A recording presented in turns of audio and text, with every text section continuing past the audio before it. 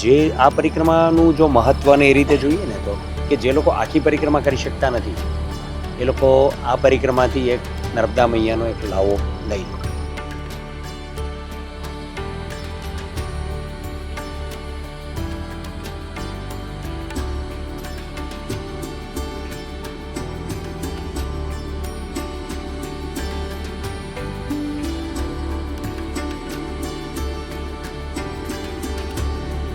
બહુ સારું રહ્યું.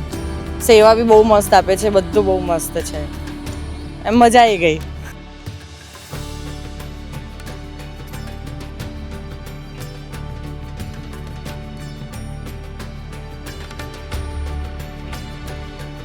તો આવી જ રીતના બધા ભક્તો આવીને નર્મદાની પરિક્રમા કરે ને સારી રીતે. નર્મદે હરના જયઘોષ સાથે નર્મદાનો કિનારો ગુંજી ઉઠ્યો છે. ગુજરાતના પવિત્ર તીર્થધામ ચાણોદ અને કરનાળીમાં શ્રદ્ધાનો મહાસાગર ઉમટ્યો છે. સામાન્ય રીતે નદીઓ દક્ષિણ કે પશ્ચિમ તરફ વહેતી હોય છે, પરંતુ જ્યાં માં રેવા ઉત્તર વાહિની બનીને વહે છે ત્યાં પરિક્રમાનું અનેરું મહત્વ છે.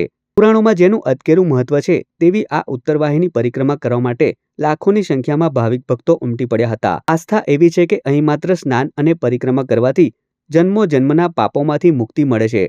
ભલે સમગ્ર નર્મદા પરિક્રમા 3000 કિલોમીટરની હોય, આ ટૂંકી ઉત્તર વાહિની પરિક્રમાનું પુણ્ય પણ અનેરું મનાય છે.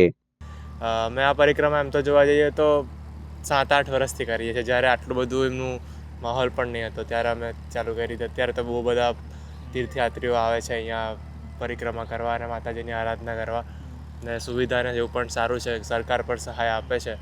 તો આવી જ રીતના બધા ભક્તો આવીને નર્મદાની પરિક્રમા કરે. હું 2012થી આ પરિક્રમા કરું છું ઉત્તર વાહિની, અને ઓફિશિયલી એમ જોવા જાય તો 2012થી 1 મહિનાની પરિક્રમા અસ્તિત્વમાં આવી. એટલે દર વર્ષે, એટલે જ્યારે શરૂઆતમાં 2012માં હતા, 2012, 13, 14 એમાં 2, 3, 4 વખત ટ્રેક કરતા હતા. પછી છેલ્લા લગભગ કોરોના આવ્યું એની પહેલાં ને એના પહેલાં પણ ને પછી પણ, એટલે 2017-18થી તો 10, 12 વખત ટ્રેક. પહેલાં છે ને અહીંયા એવું કહેવામાં આવે છે કે અમુક તિથિઓમાં જ પરિક્રમા કરતા હતા, આખું 1 મહિનાનો કન્સેપ્ટ હતો નહીં એવું કહેવાય છે. પણ કદાચ મારી પાસે સાચી માહિતી ઉપલબ્ધ ના પણ હોય, પણ અમે જ્યારે આવ્યા ત્યારે 2012થી ઓફિશિયલી લીફલેટ ને બધું આવ્યું હતું, અને એ લીફલેટમાં લખાણ આવે કે આ અમાસથી અમાસ સુધી પરિક્રમા છે, એટલે ફાગણની અમાસથી લઈને ચૈત્રની અમાસ વચ્ચે. એટલે જે આ પરિક્રમાનું જો મહત્ત્વને એ રીતે જોઈએ ને તો કે જે લોકો આખી પરિક્રમા કરી શકતા નથી એ લોકો આ પરિક્રમાથી એક નર્મદા મૈયાનો એક લાવો લઈ લે. કારણ કે આખી પરિક્રમામાં મિનિમમ જો ચાલતા પરિક્રમા કરવા નીકળો તો આશરે લાગી જાય તમને 100 દિવસથી વધારે, જો તમે દરરોજના 35થી 40 કિલોમીટર ચાલતા હોય તો. અને આજે તમે 35 કિલોમીટર ચાલવાનું હોય તો એક દિવસ ચાલી શકો, પણ દરરોજ ચાલવાનું કઠણ થાય. ભક્તોની ભારે ભીડને જોતા ગુજરાત રાજ્ય સરકાર અને વિકાસ બોર્ડ દ્વારા ચુસ્ત આયોજન કરવામાં આવ્યું છે.